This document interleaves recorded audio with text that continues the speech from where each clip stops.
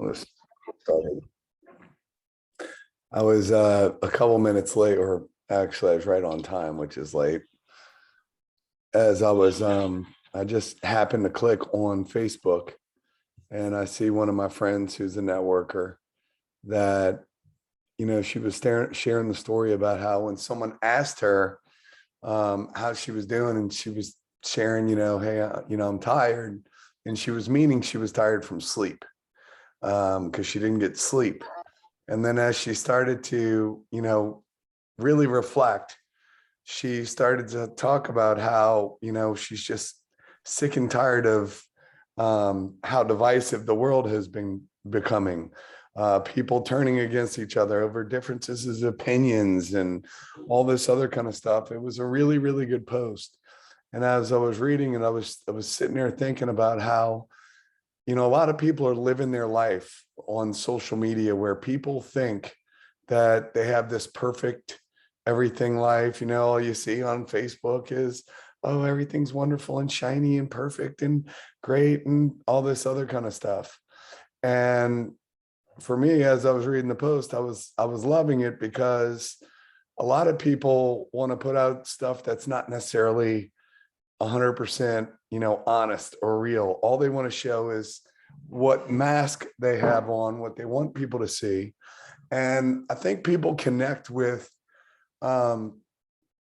truth more than they do just a bunch of hype or whatever else they're putting out there. And, it's funny, and I'm just even watching people in the team as their posts are being more honest or vulnerable. It's just interesting when you start to see the true side of people. Now, there are some people that are going to sit there and everything has to do with drama or whatever. And that's how they get their power. That's how they get their attention. And it's interesting because, in this business, you can lead multiple different ways. You can lead from friends, or there's some people that lead through fear, where if you don't do this, then I'm not going to talk to you. If you don't do this, then this is going to happen or that's going to happen. And I've always believed in leading through friendship, leading through, creating true relationships with people. And that's, again, I say this all the time, but it's my favorite part about the business. I still don't have a voice. So that's why I'm not talking all loud and animated and stuff like that, because it was coming back and then I was yelling at people that were surfing and then started to lose my voice again, saying what to do and all that. So it's interesting. We're in a business where we truly, we one, build relationships, and two, everything that we do is a transfer of belief. And what I love about reading that post was, I honestly, every time I looked at her post, I was always thinking, everything was always hunky-dory, peachy keen, all that other kind of stuff. Yet at the same time, as I started to read the post, what I liked about it, it was raw, and it was talking about, what truly is going on in the world today. And as I was reading about that, or reading her perspective of it, it wasn't one, if you want to attract people into your business, we don't need to go out there and talk about doom and gloom and how messed up the economy is and how inflation is going up and how the world is crazy and people are whatever. What we need to do, we got some audio meters out there. Let me see. What we need to do is figure out how to work the computer. But what we need to do is we need to be the love and the light. We need to be the people that attract people. Now, is that contradictory where I was sharing when people are sharing their truth? Well, I believe that we can share our truth as well as, and share that everything's not all perfect, but share about how we get to make a difference and we can make a change and we can be the impact on other people based on the way that, we treat people. the way that we make people feel. It's so important. Everything is about the way that we make people feel. So I'm going to go over a couple bullet points tonight. And one is your mindset. So this is called Mindset Monday. So we're talking about mindset, right? And we have to have a positive mental attitude ourselves. And we can't allow other people to dim our confidence based on their insecurities. Like, have you ever met someone that they just basically are constantly a critic of everything? They want to basically, like, I can find the wrong in anything. Like, oh, wow, what a gift, right? That you can find the wrong, you can find what sucks about everything. Wow, you're someone that I want to be around. Good job. Like, we don't want to be that person, right? And we also don't want to let other people steal our confidence based on their insecurities. And a lot of times the people that are critics and that want to tear things down are basically insecure themselves. And that's why they want to tear everybody else down. So you need to have positive intentions in what you're doing. And it's funny, the way intentions work. And this has been alive, but I've been talking about it and I haven't done it because I haven't necessarily known how to go out there and put it in the way that I wanted to. But intentions, like, there's sometimes we have intentions that we think that we're helping people by sharing the truth or sharing our feelings on something, and our intentions can sometimes hurt people, right? Or it can make them feel a certain way, or steal their belief or their joy. And what I do love about this business and being able to be surrounded by so many amazing people is that we have people that can kind of hold us up, or what's the word I'm looking for? Hold us accountable or point things out that we might not notice.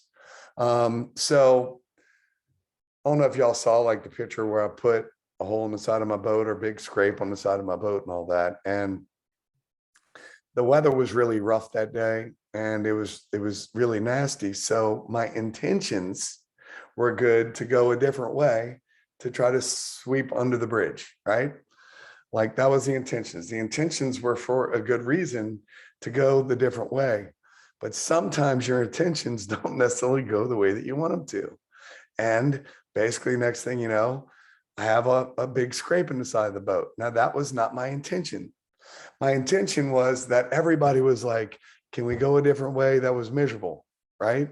It was windy, it was wet, and it was kind of cold, and nobody wanted to go that way. So the intentions were to try to save people from experiencing the negative or the uncomfortable, and didn't intentionally knock the side of the boat, but I was the one that was uncomfortable and miserable after I knocked the side of the boat.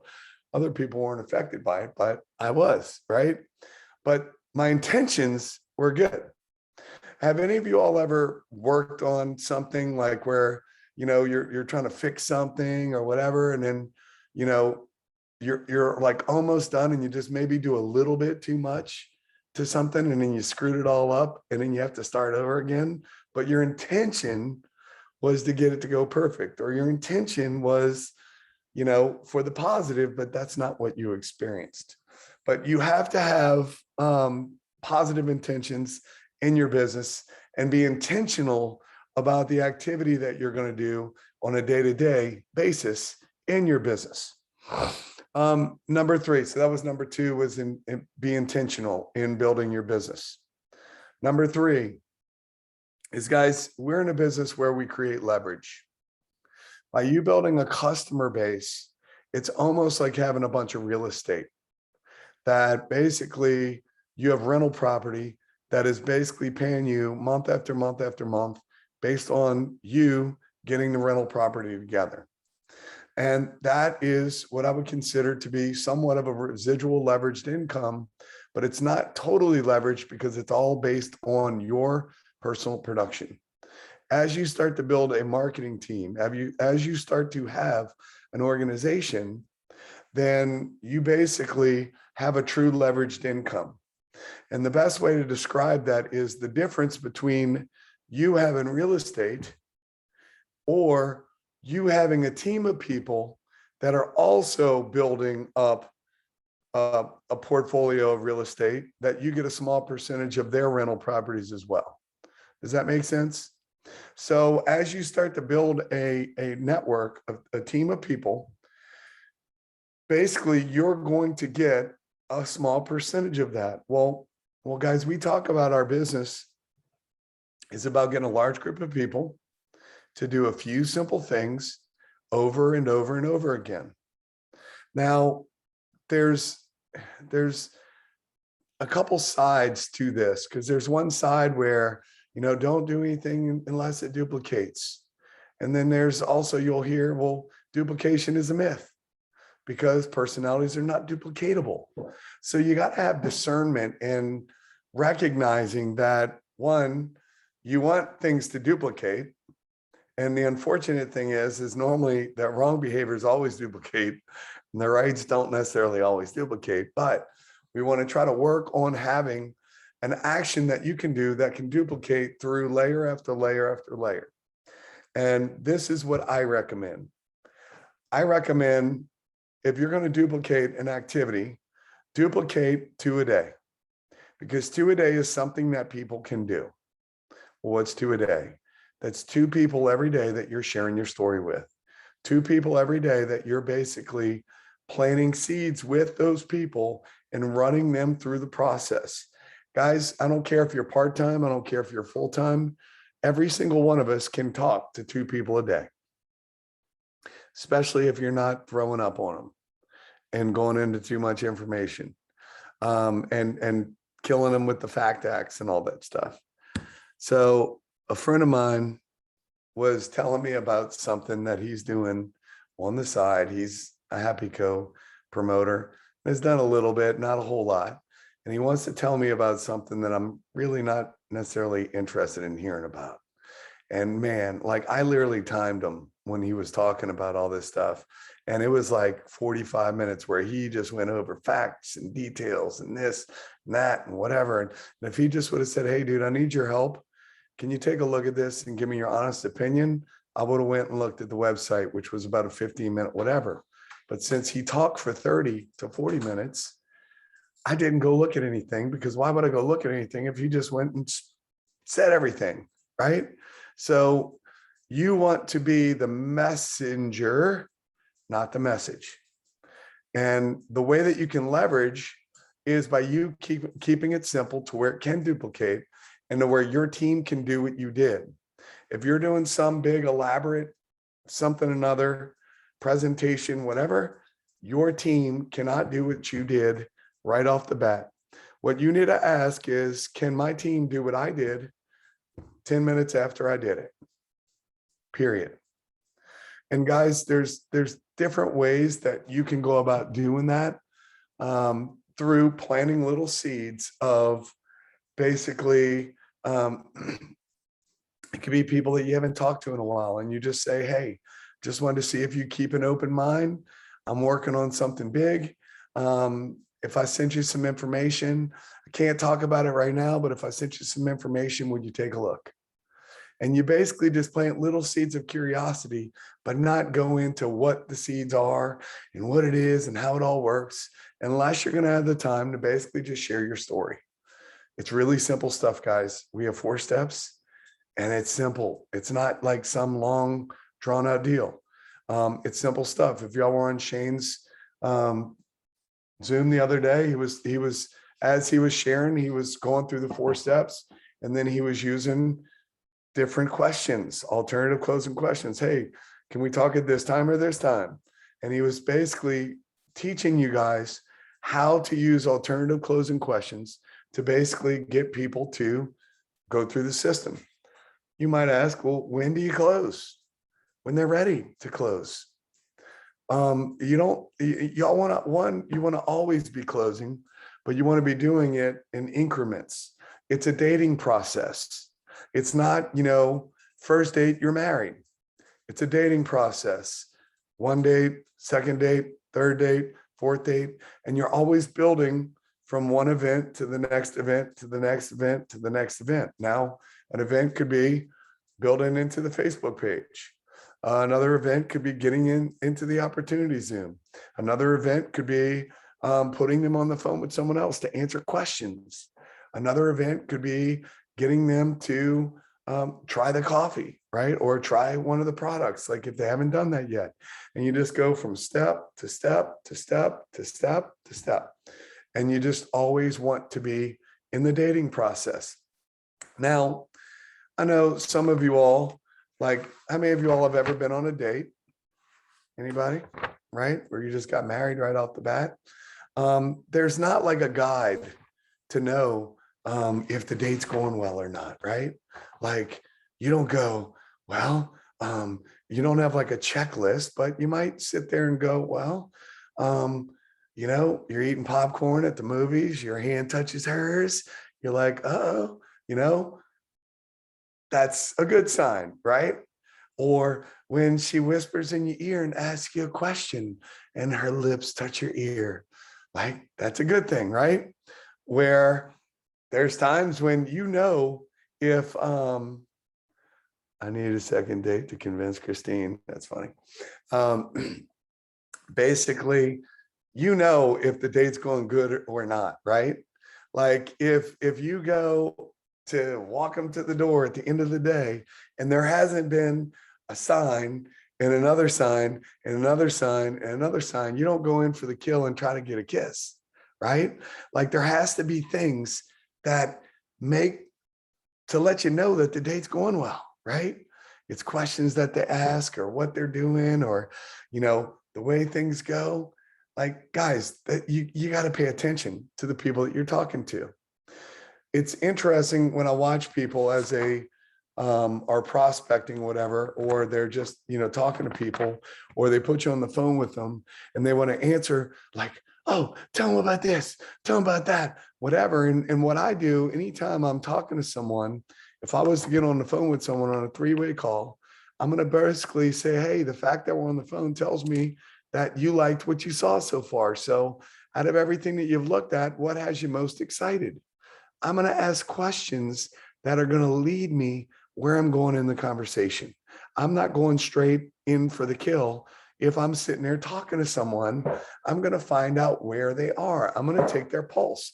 I'm going to see how the dating process is going. So I'm going to ask question, another question, another question.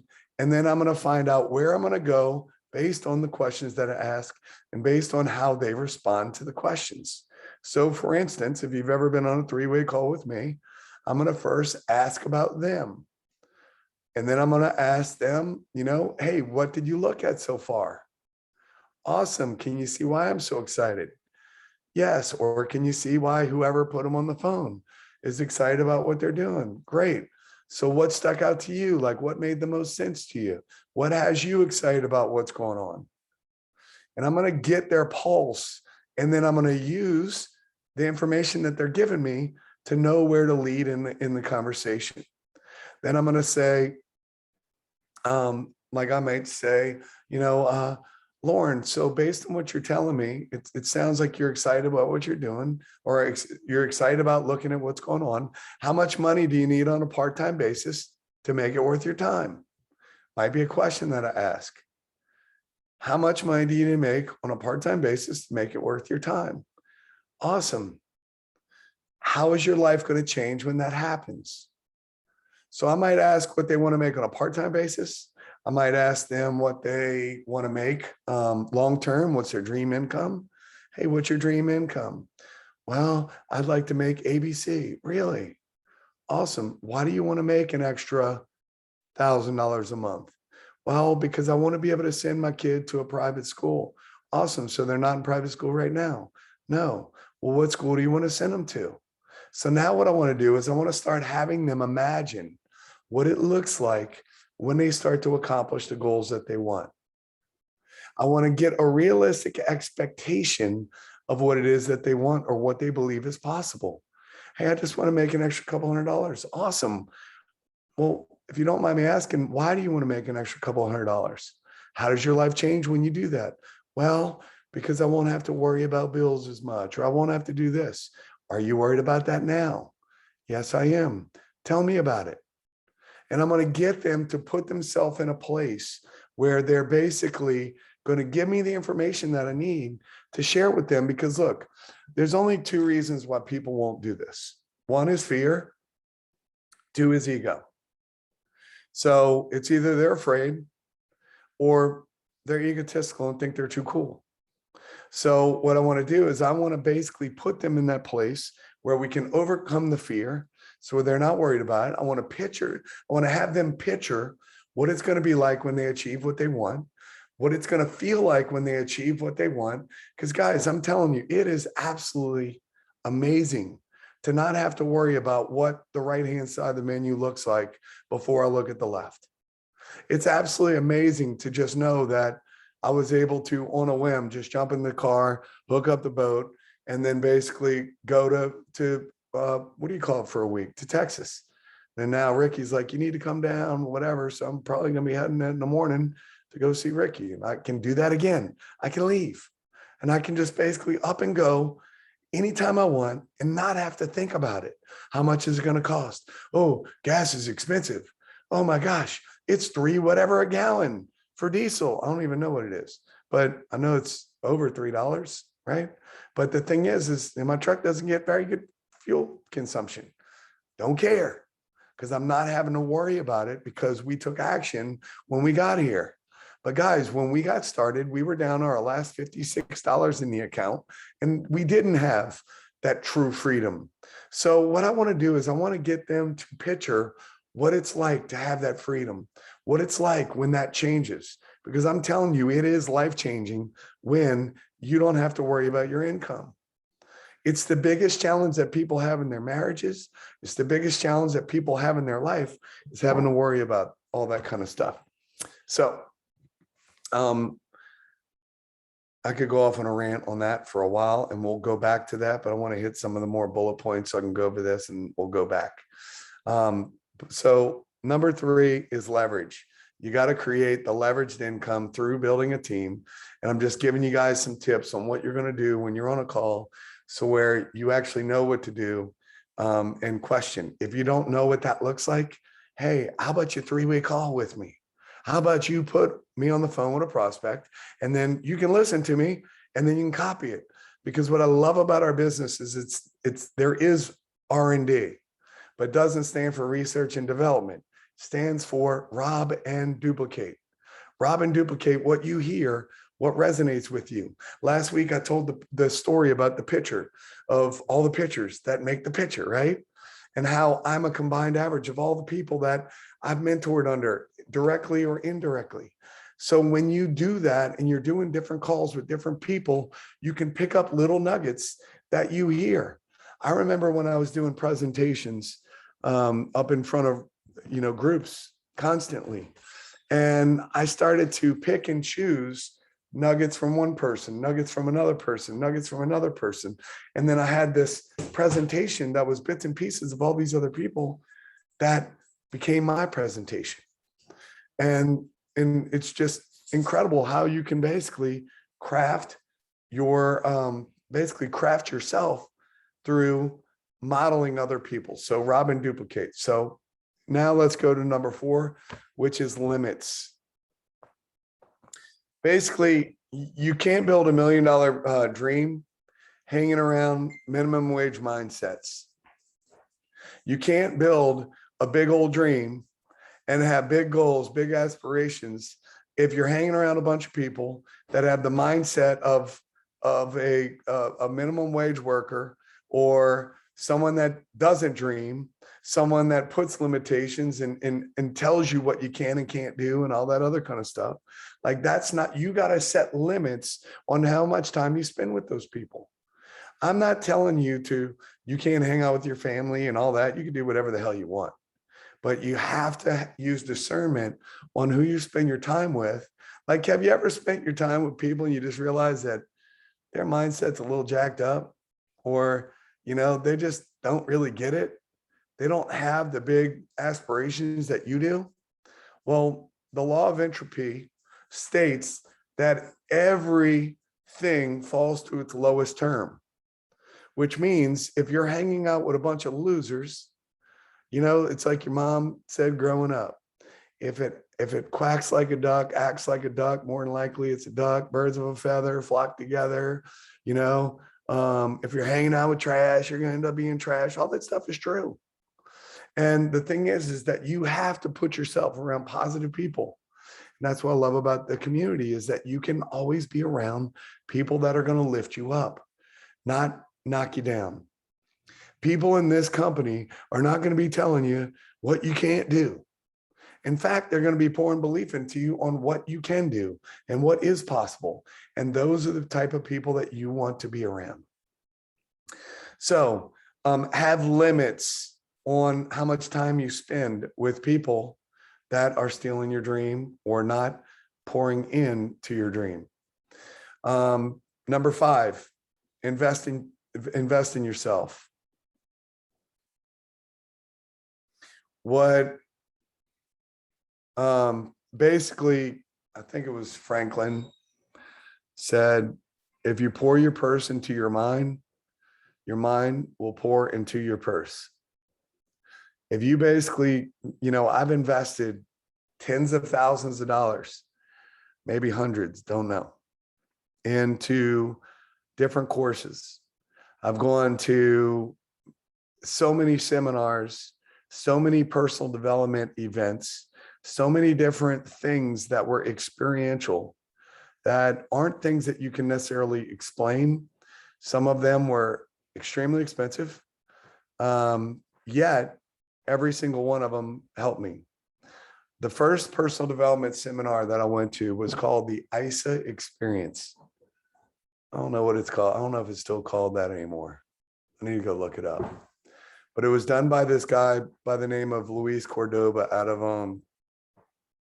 of Chicago.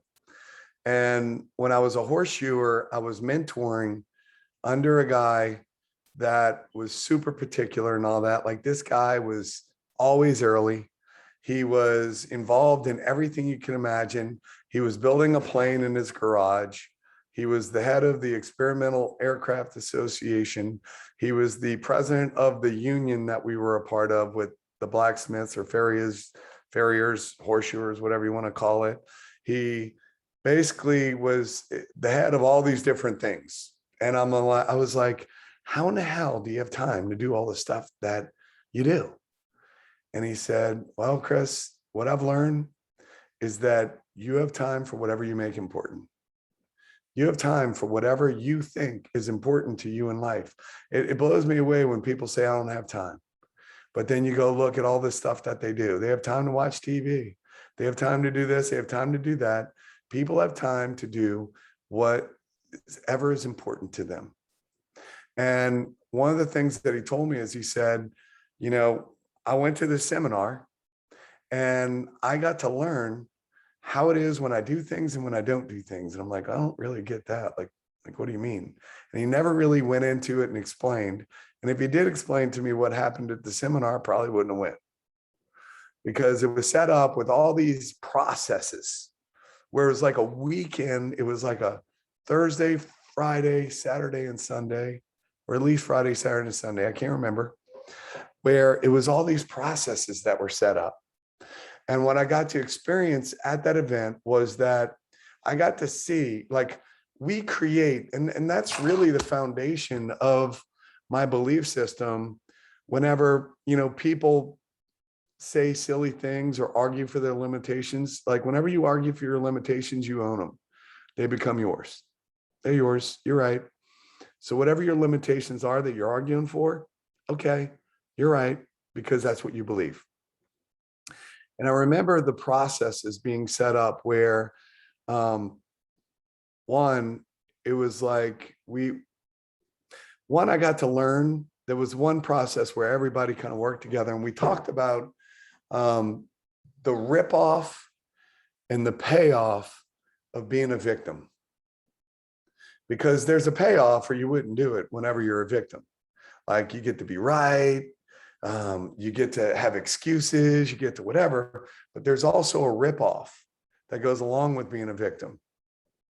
And it's because I mean, one of the things is that you don't actually get to experience the truth of what is really going on. And the biggest challenge for me was that as I got to realize that everything is a perspective and none of it's real, well, then I had to take responsibility for things, which that part sucked, because then I couldn't have an excuse, because an excuse isn't real. It's just an excuse. And, you know, one of the things, it was funny because there's so much stuff was learned there about how we're all connected with each other. But these processes were set up to where you got to interact with other people and you got to share a story from a place of you were a victim to whatever happened, whether it be a good situation or a bad situation. In fact, we did both. And we talked about where it was just a victim. It just happened to us and it was luck or chance or whatever you want to call it. And then we got to tell that same exact story from a place of that I was in control, that I actually made that happen, that I manifested that.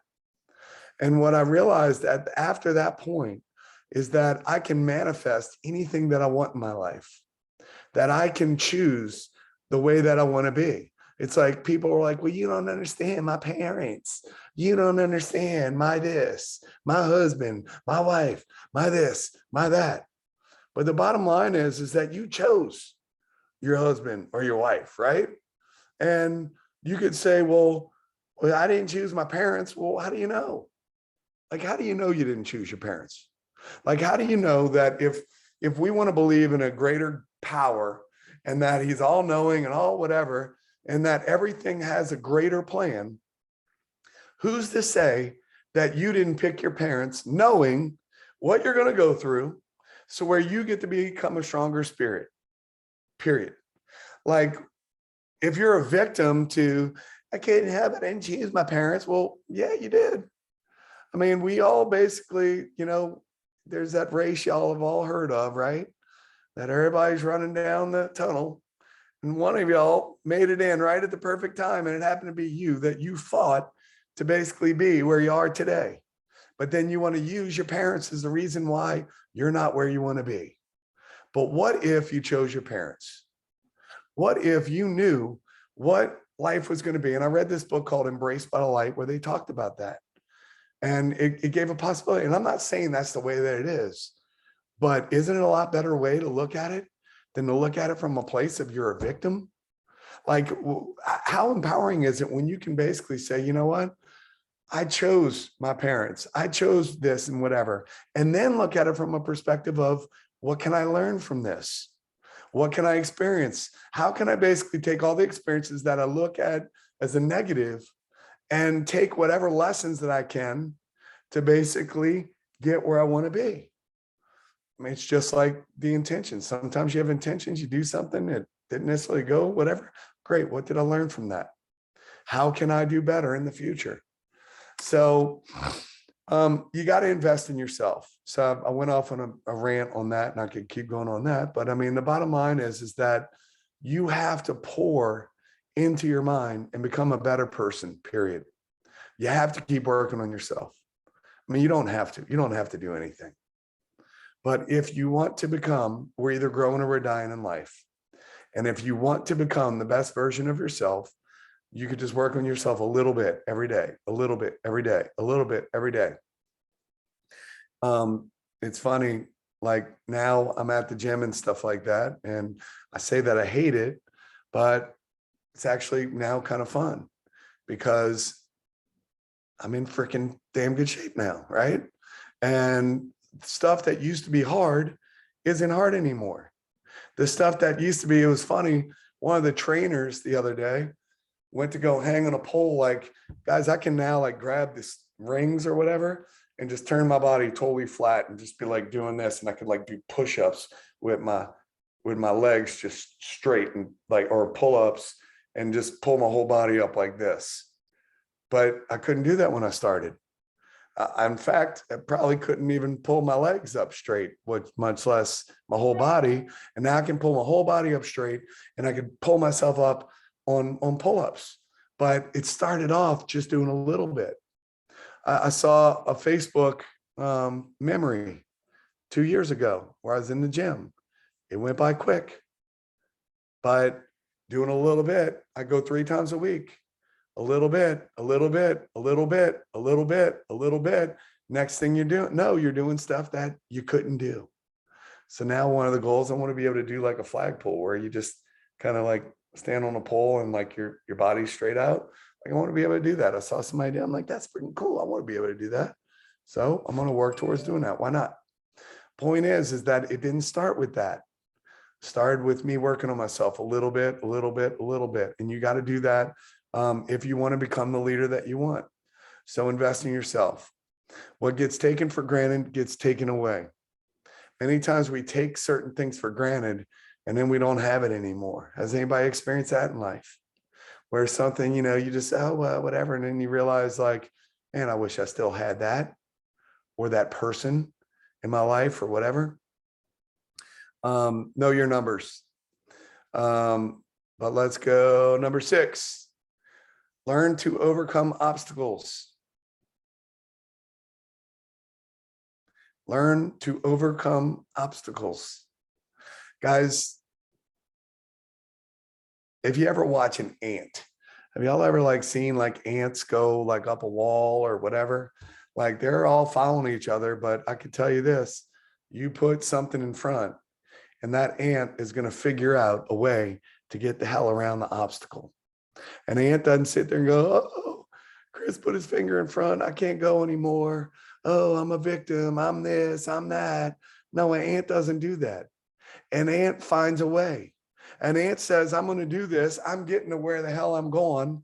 And they will do whatever. They will go over, around, through, whatever. They'll bite your ass and try to go through your finger or whatever. They will not stop.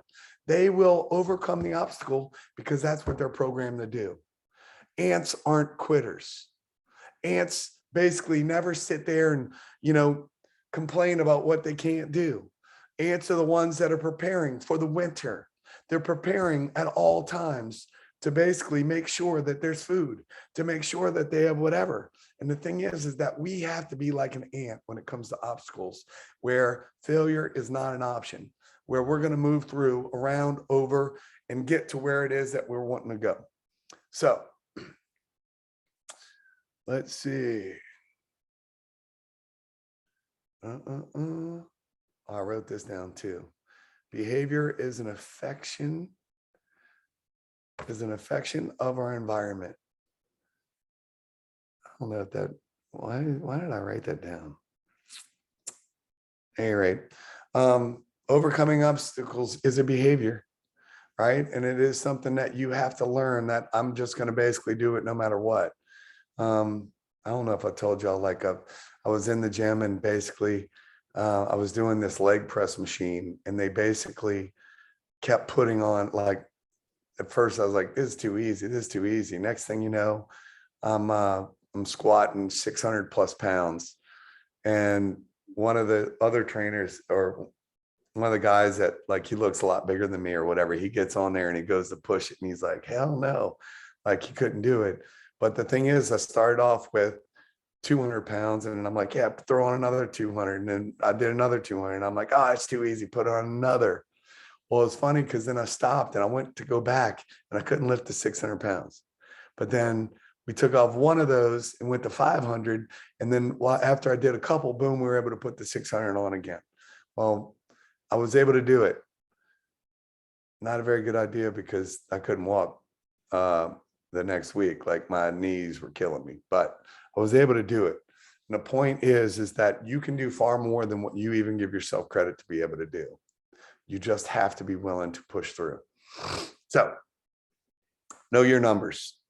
Numbers are numbers and numbers don't lie. When you have to know your numbers, meaning how many people am I prospecting? How many people I'm following up with? And then how many people does that convert into actual sales? So know your numbers and know that if numbers aren't moving, it's because numbers aren't moving. It's pretty much simple. In our business, we plan to review. We plan what we're going to do. We do it. And then we review it and we go over and say, hey, what can I do better? How can I get better from here? So know your numbers. Number I think that was number 7. All right. So now I'm going to talk a little bit about this real quick.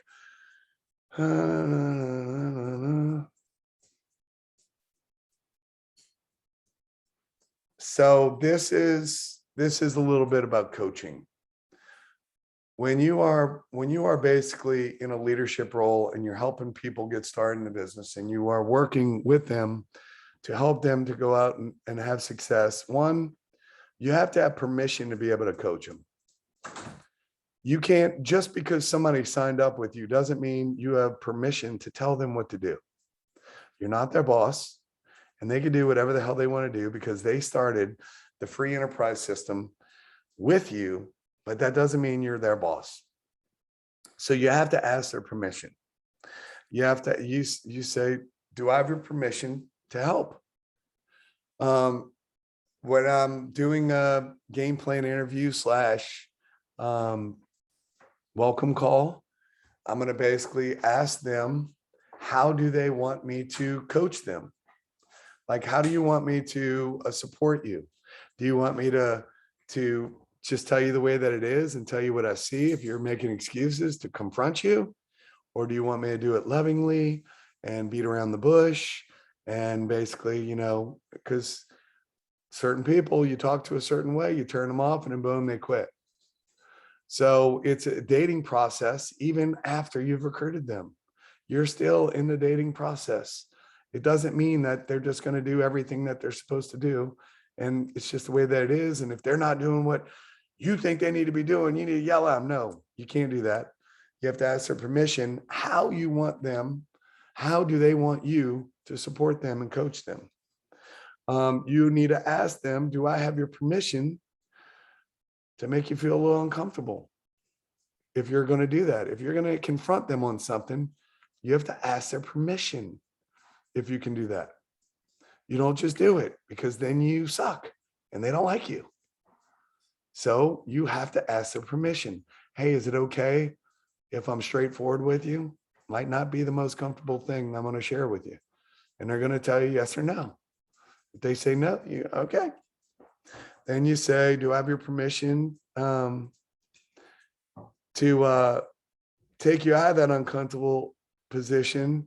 And basically, do I have your permission to help walk you through the next step? You got to ask their permission over and over. And that's what it really boils down to. I wrote that down as some notes as well to talk about tonight. Because many times we want to basically start telling people what they need to be doing. And what we need to be doing is getting back into what attracted them in the first place. How much time do they realistically have to devote to the business? And how do they want you to support? What is it that they want out of this? Why do they want it? What does that look like? What does that feel like when that happens? And basically walk them through and coach them through those different things. So those are some tips that I just wanted to go over tonight. I know that I jumped all over, but I'm going to go back into the personal development side of it in closing. Guys, when you recognize that everything that we think is all an illusion and none of it's necessarily real, it's all on how we made it up, that's when true freedom comes. When we start to recognize that we can change the way we feel about something, we can change the way that we look at something from a different point of view and give it a totally different spin. For instance, I was not happy about knocking a hole in the side of the boat, but I use it as an opportunity to teach myself how to do metal flake on fiberglass work, which took me a few times to figure out what in the hell I was doing. But by the time I was done, I still haven't done the last part of it yet, but I was looking at it the other day and it looks pretty damn good. Where even the shops that I called that couldn't get to me and couldn't do it all said they have an 8-hour minimum and it's very, very expensive, thousands of dollars. And basically I taught myself how to do it by watching some darn YouTube videos and looking up different stuff and figured out how to do it. Guys, when I've lost money in the past on different things, I said, well, I hate losing money. Has anybody ever lost any money? I don't like losing money. So what do? Instead of feeling disempowered, instead of being a victim, I say, all right, well, what do I like to spend money on? I like to invest it in myself and personal development. So I just took a personal development course. So if I took a personal development course, meaning I lost money and I need to learn a lesson from it, I'm like, how much do I want? How much value do I want from the lesson? So I just reframe it and say, what did I learn from it? What else did I learn from it? Especially if it's a lot of money, then I'm going to go, well, if I'm going to invest a lot of money, basically, I've got to make sure that I get the most value of the money that I invested into this personal development course that I involuntarily entered myself into because I lost the money, right? So always reframe it. When I've lost money in the past, like on the ground, like something fall out of my pocket or whatever, instead of getting all disgusted, what I do is I start thinking about the person that's going to get value from finding that money. Or I'll think about the times that I found money and how it made me feel. And then I picture someone finding that money and that person needed it way more than I did. So I just reframe it around to where it gives me an empowered situation versus a disempowered situation.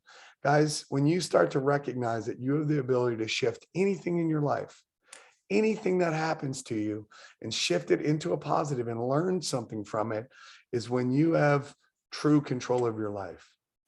And I'm here to share with you is that you do have true control of your life. You just have to accept it. And you have to stop being a victim to whatever life gives you and become a victor to what you can learn from those lessons. So with that, sorry it was kind of monotone tonight because my voice is shot. But I hope you got value. I love you guys. I appreciate you. And that concludes tonight's Mindset Call. Everybody have a good one. Take care, guys. I'll unmute everybody. And y'all can say goodnight. I don't even know how to unmute. So Thank you, Chris. Always a lot of Good night, value. everyone. Bless everybody. take care, everyone. Good night. Thanks, Chris. Good night, everyone.